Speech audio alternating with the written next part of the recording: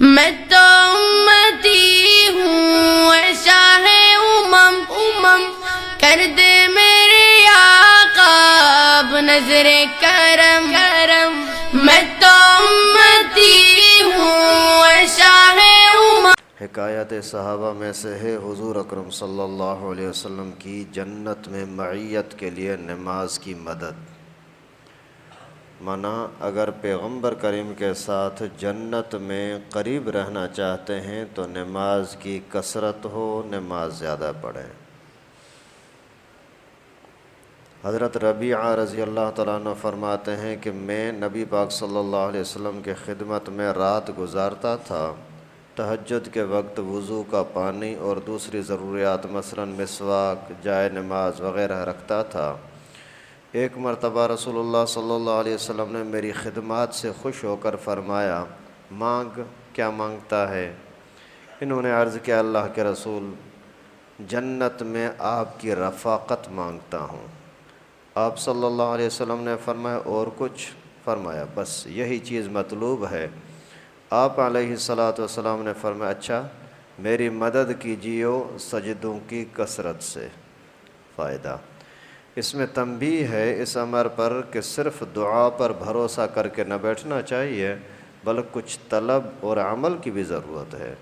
اعمال میں سب سے اہم عمل نماز ہے کہ جتنی اس کی کثرت ہوگی، زیادہ پڑھیں گے، اتنے ہی سجدے زیادہ ہوں گے۔ اور جو لوگ اس سہارے پر بیٹھے رہتے ہیں کہ فلاں پیر فلاں بزرگ سے دعا کرائیں گے، سخت غلطی میں ہیں۔ اللہ جل شانہ نے اس دنیا کو اسباب کے ساتھ چلایا ہے، اگرچہ بے اسباب ہر چیز پر قدرت ہے، اور قدرت کے اظہار کے واسطے کبھی ایسا بھی کر دیتے ہیں، لیکن عام عادت یہی ہے کہ دنیا کے کاروبار اسباب سے لگا رکھے، اپنے آپ کو لگا رکھے۔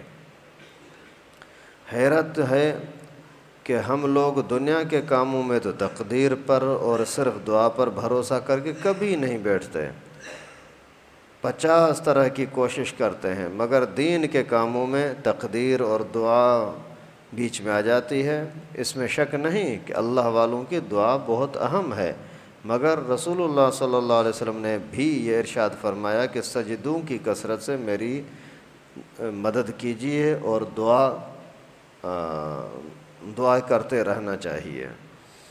تو مقصد یہ ہے کہ کون ایسا بندہ ہو سکتا ہے جس کی یہ چاہت ہو کہ پیغمبر کریم کا دیدار مجھے نہ ملے؟ ہر ایک کی چاہت ہے، اور پیغمبر کریم کے ساتھ جنت میں رفیق بن جائے، مانا مجھے جنت مل جائے۔ یعنی جنت میں جانے کا نسخہ رسول اللہ صلی اللہ علیہ وسلم نے یہ بتلایا کہ نمازیں زیادہ پڑھو، سجدے زیادہ کرو۔ صرف دعائیں کافی نہیں ہیں، صرف بزرگوں کے نام لینا کافی نہیں ہے، کام کر کے دکھاؤ۔ اللہ تعالیٰ سے دعا ہے کہ اللہ پاک ہم سب کو نماز ادب کے ساتھ، کثرت کے ساتھ، احترام کے ساتھ پڑھنے کی توفیق نصیب فرمائے۔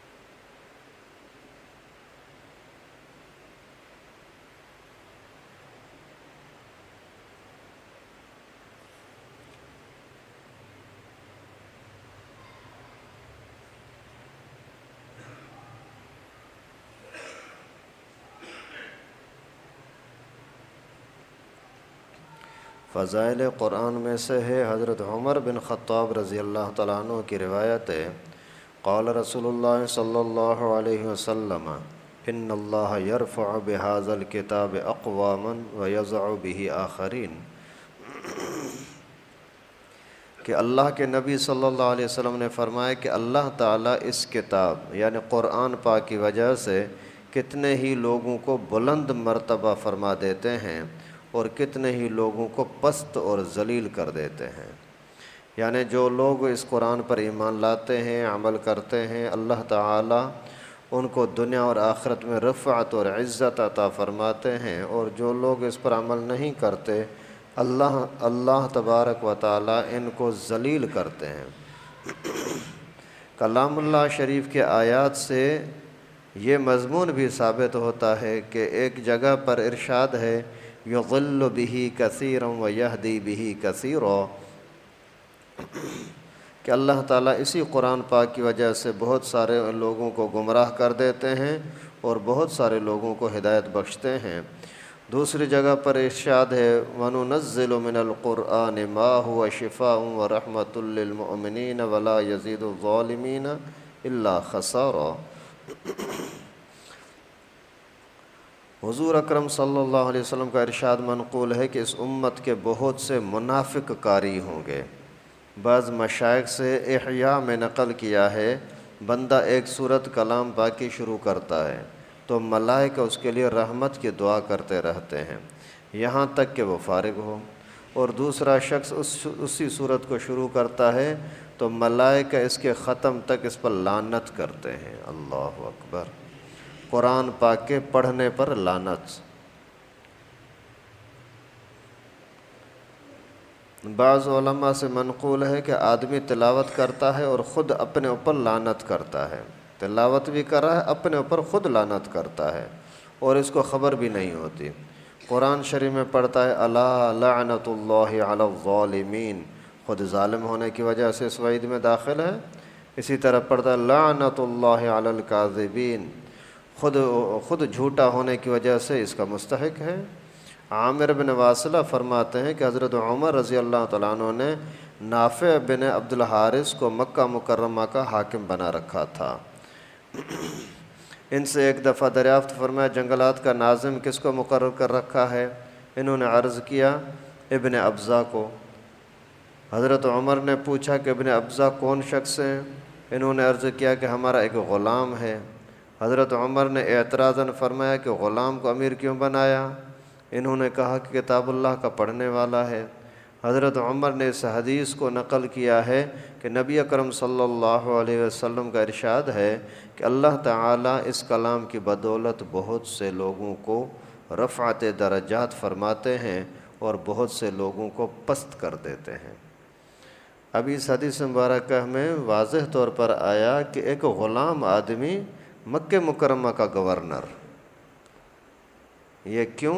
اس لیے کہ اس کو اللہ تعالیٰ نے قرآن کی نعمت عطا کی تھی۔ جو قرآن پاک کے ساتھ جتنا زیادہ لگاؤ رکھے گا، محبت رکھے گا، اتنا ہی زیادہ عزت کا حقدار بنے گا۔ قرآن پڑھنے کی وجہ سے کچھ لوگوں کے لیے فرشتے رحمت کی دعائیں کرتے ہیں، کچھ لوگوں پر فرشتے لعنت کرتے ہیں۔ اللہ اکبر! کچھ لوگ قرآن پڑھنے کی وجہ سے اپنے اوپر لعنت کرتے ہیں۔ تین چیزیں جو فرشتے ان کے لیے رحمت کی دعا کرتے ہیں، وہ جو ادب کے ساتھ قرآن پاک پڑھتے ہیں، عمل کے ساتھ پڑھتے ہیں، ادب بھی عمل بھی، اور جو بے ادبی کے ساتھ پڑھتے ہیں اور قرآن پاک کی آیت آ گئی، مسئلہ آ گیا لیکن اس کے باوجود اس کے خلاف کرتے ہیں تو فرشتے ان پر لعنت کرتے ہیں۔ تمہیں احساس نہیں ہے؟ قرآن پاک کا انکار کر رہے ہو، قرآن پاک کو ٹھکرا رہے ہو، بیوی بچوں کی تو باتیں مانتے ہو، اللہ کی باتیں نہیں مانتے، اس وجہ سے تمہارے پر لعنت ہو۔ فرشتے اس پر لعنت کرتے ہیں یا خود اپنے اوپر لعنت کرتا ہے۔ مقصد یہ ہے کہ اللہ تعالیٰ نے فرمایا قرآن پاک کے اندر کہ سود سے بچو، یہ سود کی آیت پڑھ رہا ہے اور بچ نہیں رہا تو اپنے پر لعنت کر رہا ہے نا۔ اللہ تعالیٰ نے حکم دیا کسی پر ظلم نہ کرو اور یہ ظلم کر رہا ہے تو اپنے پر لعنت کر رہا ہے۔ اسی طریقے سے اپنے آپ کو لعنت سے بچائیں، یعنی یہ نہ ہو کہ قرآن پڑھ بھی رہے ہیں لیکن اپنے آپ کو گناہگار بھی کر رہے ہیں۔ تو اس کا تقاضا یہ نہیں ہے کہ آدمی قرآن پاک کو چھوڑ دے، اپنی برائیوں کو چھوڑ دے۔ جیسے آج کل بڑی ڈھٹائی کے ساتھ، اللہ معاف فرمائے، افسوس ہوتا ہے لوگوں کے ذہن پر، کہتے ہیں نہیں میں داڑھی تو نہیں رکھوں گا، داڑھی رکھوں گا پھر لوگ بولیں گے کہ یہ دیکھو یہ داڑھی والا ہو کر کے نماز نہیں پڑھتا، استغفر اللہ، ذرا سی شرم آنی چاہیے۔ تو یعنی اپنی برائی کو چھوڑنے کے لیے تیار نہیں ہے، قرآن کو حدیث کو چھوڑنے کے لیے تیار ہو جاتا ہے۔ اس سے بڑی بیوقوفی اور کیا ہوگی؟ اگر کسی کو بولو کہ بھائی نماز پڑھو، نہیں یار نماز کیا پڑھوں، پھر لوگ بولیں گے تو گناہ کا کام کرتا ہے، تو نماز کیوں پڑھتا ہے؟ ارے ظالم، گناہ کو چھوڑ دے نا، نماز کو چھوڑنے کا کیا مطلب؟ یہ ہے شیطان کا حملہ، جو شیطان کے ساتھ دوستی میں اتنا آگے چلا جاتا ہے نا، پھر اس طرح کا کفر بکتے ہوئے بھی اس کو احساس نہیں ہوتا کہ میں کیا بک رہا ہوں۔ اللہ تعالیٰ حفاظت فرمائے۔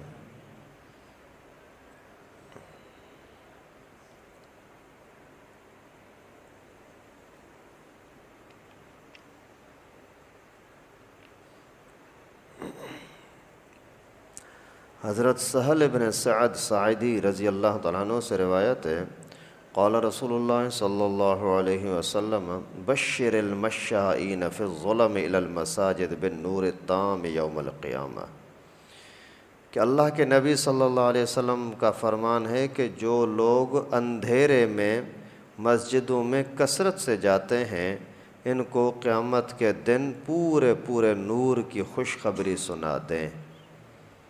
اللہ کے نبی صلی اللہ علیہ وسلم فرماتے ہیں، فضائل نماز میں سے ہے کہ جو لوگ اندھیرے میں مسجدوں کی طرف جاتے ہیں، ان کو قیامت کے دن پورے نور کی خوشخبری سنا دیں۔ فائدہ، یعنی آج دنیا میں اندھیری رات میں مسجد میں جانے کی قدر اس وقت معلوم ہوگی جب قیامت کا ہولناک منظر سامنے ہو اور ہر شخص مصیبت میں گرفتار ہوگا۔ آج کے اندھیروں کی مشقت کا بدلہ اس قدر اس وقت ہوگا، اس کی قدر اس وقت ہوگی جب ایک چمکتا ہوا نور اور آفتاب سے کہیں زیادہ روشنی ان کے ساتھ ہوگی، تو پھر احساس ہوگا کہ واقعی نماز کا فائدہ کتنا بڑا تھا۔ اگر آپ کو سفر میں جانا ہو تو اس کے لیے آپ کو روشنی کا انتظام کرنا پڑتا ہے۔ بھائی راستے کے اندر گڑھے کے اندر گر بھی سکتے ہیں، کوئی سانپ بچھو بھی سامنے آ سکتے ہیں، کوئی دشمن آ سکتے ہیں، کوئی ایکسیڈنٹ ہو سکتا ہے سامنے دوسری گاڑی کے ساتھ، تو اس بتی کو جلانے کے لیے، روشنی کے انتظام کے لیے کتنی تکلیفیں کرتے ہیں یار، اتنا پیسہ دینا پڑے گا، اتنا ٹائم دینا پڑے گا، سب کچھ کر لیتے ہیں تاکہ اندھیرے میں مجھے یہ روشنی کام آئے گی۔ تو قیامت کے اندھیرے میں روشنی اگر چاہیے تو نماز، مسجد کی طرف اندھیرے میں آنا ظاہری لحاظ سے ممکن نہیں ہے۔ گڑھے ہیں، کھڈے ہیں، کتے ہیں، راستے میں خطرہ ہے، سانپ ہیں، بچھو ہیں، روشنی نہیں ہے، اس کے باوجود مسجد کی طرف آتے ہیں تو قیامت کے دن اللہ رب العالمین کی طرف سے نور ملے گا، روشنی ملے گی۔ اللہ تعالی ہم سب کو نصیب فرمائے۔ ایک حدیث میں ہے کہ اللہ تعالی قیامت کے دن ارشاد فرمائیں گے کہ میرے پڑوسی کہاں ہیں؟ سبحان اللہ۔ فرشتے عرض کریں گے کہ آپ کے پڑوسی کون ہیں اللہ؟ ارشاد ہوگا کہ مسجدوں کو آباد کرنے والے۔ سبحان اللہ۔ مسجدوں کو آباد کرنے والوں کو اللہ جل جلالہ فرماتے ہیں میرے پڑوسی ہیں۔ اس وجہ سے مسجد کے ساتھ خصوصی تعلق، محبت رکھو۔ آج کل اللہ معاف فرمائے، بس بے دینی کی وجہ سے، علماء سے دور ہونے کی وجہ سے، دین کو سننے سمجھنے سے محروم ہونے کی وجہ سے مصیبت یہ ہے، نہ اذان کی آواز آ رہی ہے، نہ تلاوت کی آواز آ رہی ہے، کوئی احساس ہی نہیں ہے، بیان خراب ہو رہا ہے، کوئی پرواہ نہیں ہے۔ کل سیرت کا کتنا اہم بیان چل رہا تھا، اسی یعنی بے خیالی کی وجہ سے، لاپرواہی کی وجہ سے ختم، آدھے میں چھوڑنا پڑا۔ اذان کی آواز نہیں آ رہی، کتنا افسوس کی بات ہے۔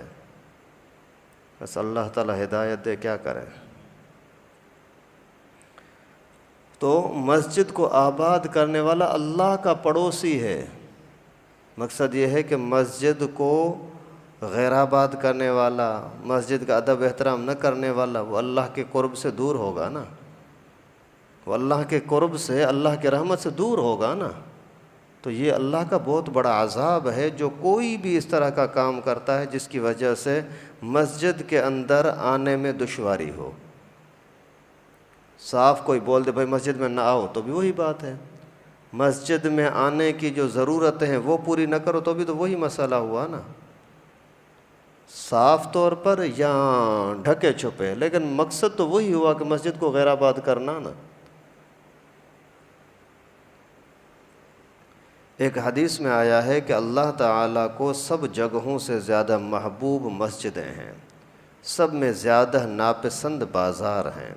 ایک حدیث میں ہے کہ مسجد جنت کے باغ ہے، اور اس ایک صحیح حدیث میں وارد ہے، حضرت ابو سعید خدری رضی اللہ تعالیٰ عنہ حضور صلی اللہ علیہ وسلم سے نقل فرماتے ہیں، جس شخص کو دیکھو کہ مسجد کا عادی ہے اس کے ایماندار ہونے کی گواہی دو۔ اس کے بعد انما یعمر مساجد اللہ، یہ آیت تلاوت فرمائی، یعنی مسجدوں کو وہی لوگ آباد کرتے ہیں جو اللہ پر قیامت پر ایمان رکھتے ہیں، اور جن کا ایمان نہیں ہوتا وہ نعوذ باللہ فجر میں ان کو احساس ہی نہیں ہوتا، سوئے ہوئے ہیں، پرواہ ہی نہیں ہے۔ اگر لوگوں کا خوف ہے تو پھر آ جائیں گے، لوگوں کا خوف نہیں ہے تو مسجد کے ساتھ تعلق ہی نہیں ہے۔ اللہ تعالیٰ رحم فرمائے، اللہ تعالیٰ رحم فرمائے۔ فضائل ذکر میں سے ہے، ابن ابی دنیا رحمہ اللہ کی روایت ہے کہ رسول اللہ صلی اللہ علیہ وسلم ایک مرتبہ صحابہ کے ایک جماعت کے پاس تشریف لے گئے جو چپ چاپ بیٹھے تھے۔ حضور صلی اللہ علیہ وسلم نے ارشاد فرمایا، کیا بات ہے، کس سوچ میں بیٹھے ہو؟ عرض کیا کہ مخلوقات الہیہ کی سوچ میں ہیں۔ حضور صلی اللہ علیہ وسلم نے ارشاد فرمایا کہ ہاں، اللہ کی ذات میں غور نہ کیا کرو کہ وہ وراء الورا ہیں، وہاں ہمارا دماغ، ہماری سوچ، ہماری عقل نہیں پہنچ سکتی، اس کی مخلوق میں غور کیا کرو۔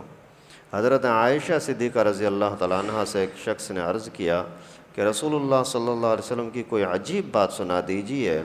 فرمایا کہ رسول اللہ صلی اللہ علیہ وسلم کی کون سی بات ایسی تھی جو عجیب نہ تھی؟ ایک مرتبہ رات کو تشریف لائے میرے بستر پر، میرے لحاف میں لیٹ گئے، پھر ارشاد فرمایا چھوڑیں میں اپنے رب کی عبادت کروں، یہ فرما کر کے اٹھے، وضو فرمایا، نماز کی نیت باندھ کر رونا شروع کر دیا، اللہ، یہاں تک کہ آنسو سینے مبارک پر بہتے رہے۔ پھر اس طرح رکوع میں روتے رہے، پھر سجدے میں اس طرح روتے رہے، ساری رات اسی طرح گزار دی، حتیٰ کہ صبح کی نماز کے واسطے حضرت بلال رضی اللہ تعالیٰ عنہ بلانے کے لیے آ گئے۔ میں نے عرض کیا، اللہ کے رسول، آپ تو بخشے بخشائے ہیں، پھر آپ اتنا کیوں روئے؟ ارشاد فرمایا کہ میں اللہ کا شکر گزار بندہ نہ بنوں؟ پھر فرمایا میں کیوں نہ روتا، حالانکہ آج یہ آیتیں نازل ہوئی ہیں، یعنی آیات بالا، ان فی خلق السماوات والارض، یہاں سے لے کر کے فقنا عذاب النار تک۔ پھر فرمایا کہ ہلاکت ہے اس شخص کے لیے جو ان کو پڑھے اور غور اور فکر نہ کرے۔ تو اللہ تعالیٰ کا ذکر کرنا، اللہ کا تذکرہ کرنا، اللہ کا نام لینا، اور اللہ تعالیٰ کی مخلوق میں غور اور فکر کرنا۔ یا اللہ تو نے پانی دیا، تیری مہربانی، کہاں کہاں سے پانی آ کر کے ہمارے گھر میں پہنچتا ہے، یا اللہ تیرا کرم۔ یا اللہ تو نے بارش دی، تیری مہربانی، کہاں سے بادل اڑ اڑ کر کے ہمارے گھروں کے پاس آ جاتے ہیں، یا اللہ تیرا کرم۔ یا اللہ تو نے ہمیں روٹی دی، تیری مہربانی، کہاں سے گندم آئی، کہاں کسی نے اگائی، کتنے لوگوں کو تو نے مزدوری پہ لگایا، کتنے لوگوں کو آپ نے ہماری خدمت کے اندر لگایا، زمین کے اندر بیج ڈالنے والا، نکالنے والا، پھر اسی کی نگرانی کرنے والا، پانی دینے والا، کاٹنے والا، پھر کاٹنے کے بعد اس کی صفائی کرنے والا، تھریشر چلانے والا، تنکے کو، گھاس کو، اناج کو الگ الگ کرنے والا، اتنے لوگوں نے کام کیا۔ وہیں سے نکل کر کے بازار میں لانے والا، وہیں سے پھر بیچ کر کے میرے گھر کے قریب آ کر کے وہاں پہنچانے والا۔ یا اللہ میرے ایک نوالے کے لیے تو نے اتنی مخلوق سے کام کیا، کام لیا، یا اللہ یہ تیری مہربانی۔ یہ نوالا کوئی مفت میں تو نہیں آ رہا بھائی، اللہ تعالیٰ کی کتنی مخلوق تمہاری خدمت کرتی ہے، پھر ایک نوالا ہمیں روٹی کا ملتا ہے۔ تو اللہ تعالیٰ کی مخلوق میں غور فکر کرو گے تو اللہ تعالیٰ کا شکر ادا کرنے کی توفیق ملے گی۔ آپ کبھی کبھار اپنے دوست کو کہتے ہیں، بیٹے کو، بچوں کو کہتے ہیں، بیوی کو کہتے ہیں میں تیرا کتنا خیال کرتا ہوں لیکن تو میرا خیال نہیں کرتے. یار تو دیکھ وہاں پریشان تھا، میں نے تیرا ساتھ دیا. بچہ میں نے تیرے لیے اتنا کیا، تجھے پڑھایا، تجھے کپڑے شپڑے انتظام سارا کچھ میں کر رہا ہوں، تو یار ذرا سی بات میری ماننے کے لیے تیار نہیں ہے. انسان ایک دوسرے کو اس طرح سے بولتا رہتا ہے. اللہ رب العالمین کی نعمتوں میں اگر غور کریں گے نا تو پھر شکر کرنے کی توفیق بھی ملے گی. پھر ہمیں احساس ہوگا کہ یہ جو زبان ہماری بول رہی ہے نا، یہ اللہ کی مہربانی سے بول رہی ہے، ہمارا کمال نہیں ہے. گونگے بیچارے کو بھی یہی زبان ہوتی ہے لیکن بول تو نہیں سکتا. تو اللہ تعالیٰ کا شکر کرنے کے لیے بہترین طریقہ یہ اللہ کی نعمتوں کے اوپر نظر رکھو تو شکر کرنے کی توفیق ملے گی. اللہ رب العالمین سے دعا ہے کہ ہم سب کو نماز کی پابندی نصیب فرمائے، قرآن پاک کے ساتھ سچا تعلق اور محبت نصیب فرمائے، اور صحابہ کرام کے نقش قدم پر چلنے کی توفیق نصیب فرمائے. ذکر کرنے کی، اللہ کی نعمتوں میں غور کرنے کی، غور فکر کرنے کی توفیق نصیب فرمائے. مسجدوں کو آباد کرنے کی، اللہ کے گھروں کے ساتھ جڑے رہنے کی، تاکہ قیامت کے دن بھی ہمیں اللہ تعالیٰ کا پڑوس نصیب ہو. اس طرح کا تعلق مسجد کے ساتھ نصیب فرمائے. وآخر دعوانا ان الحمد للہ رب العالمین. لائک کریں ہمارے چینل کو اور سبسکرائب کریں اور بیل آئیکن کو دبانا نہ بھولیں.